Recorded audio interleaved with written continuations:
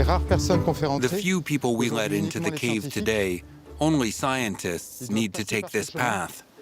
And if they have trouble getting to the top, that means they definitely won't manage inside Chauvet Cave. It's a very good test. Charles is one of only 3 people with keys to the cave. And getting there isn't for the faint-hearted. A 20-minute trek, with prehistoric clues sprinkled along the way. The big blocks you see here come from the cliff face, and they collapsed. We know the first collapses happened 22,000 years ago. The last one prevented people from going inside, leaving the cave in an absolutely extraordinary state of conservation, because no man or animal could access it.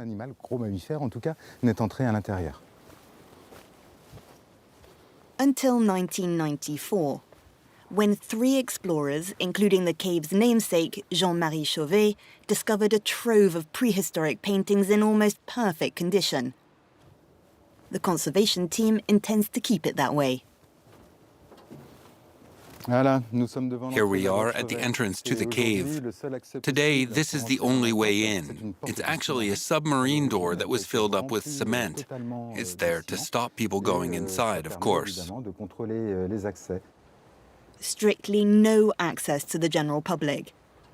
Charles is Chauvet's gatekeeper and also its doctor. He keeps a watchful eye on the cave's vitals, a fragile ecosystem that hasn't escaped climate change. So there's this rise in temperature, but also CO2 levels, 1 degree more than when it was discovered. It's not linked to human passage. The Chauvet cave has very few people inside, only scientific teams 1 month a year. The higher CO2 levels mean access to the cave has been tightened even further. So once inside, the archaeologists, geomorphologists, anthropologists, engineers and chemists glean as much information as possible. Breathing in the famed horse and lion panels.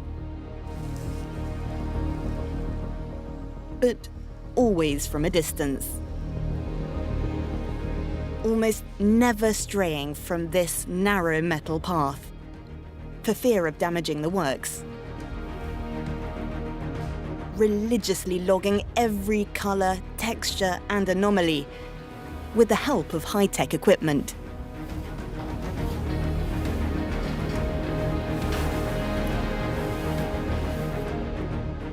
Details that were used to recreate this 3,000-meter squared replica.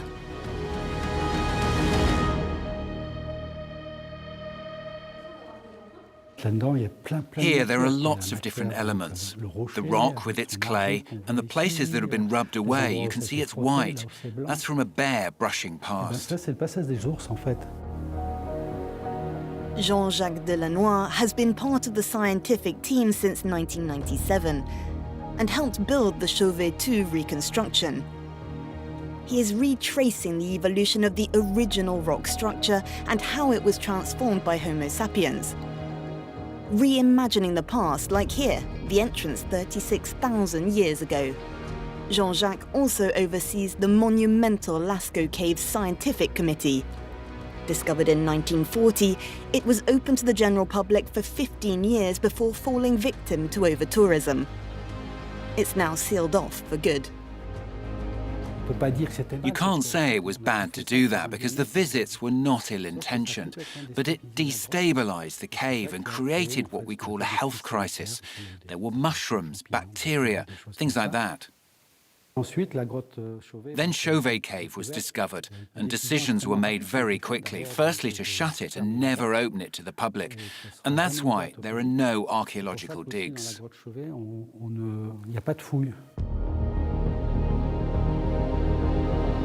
More than 400 kilometers to the southwest, part of Chauvet's research team is exploring the more recent Masdezil cave works. Findings from one, unlocking secrets to the other.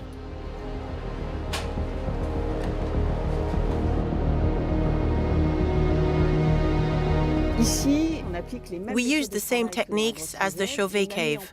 We use the same tools to collect data from the ceiling to the floor thanks to 3D.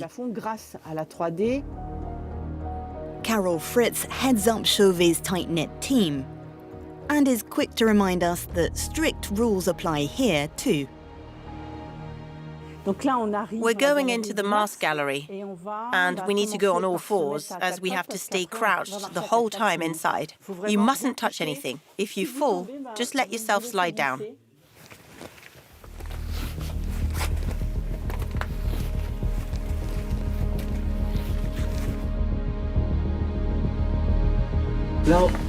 You can see a human face here, half engraved, half sculpted.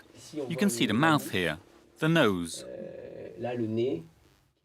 A rare human depiction in a world where animals reign supreme.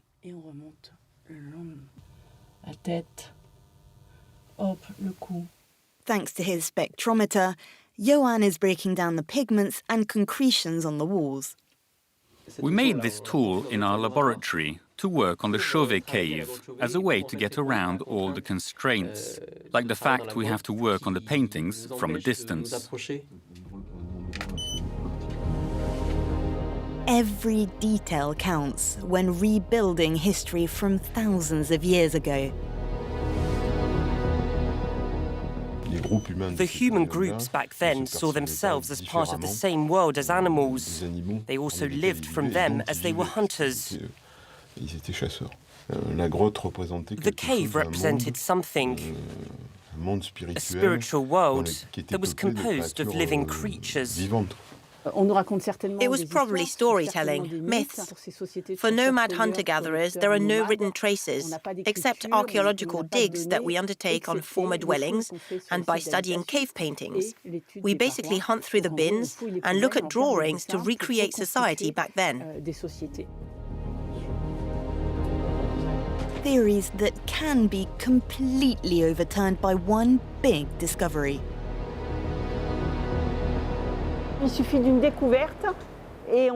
All it takes is one finding to turn everything on its head. That's what happened in 1994 with the Chauvet cave. It swept away all the paradigms we had that helped us think about populations back then when it comes to Paleolithic art. Chauvet showed us that they perfectly mastered the techniques of hyper-realism back then. So there wasn't a slow evolution of technique with perfect drawings at the end. There's no pinnacle. Cave paintings were everywhere. Most of the team's work takes place above ground, like in this Parisian laboratory, where the National Centre for Scientific Research and the Sorbonne University have joined forces. We meet Joanna again, who switched out caving gear for his lab coat.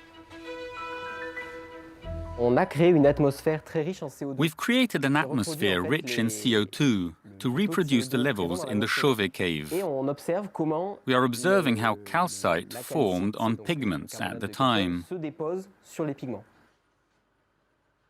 The calcite formation was a miraculous process that meant the paintings were stuck in time, a sort of natural varnish. An experiment among many for this PhD student, whose work on Chauvet is a lifelong ambition.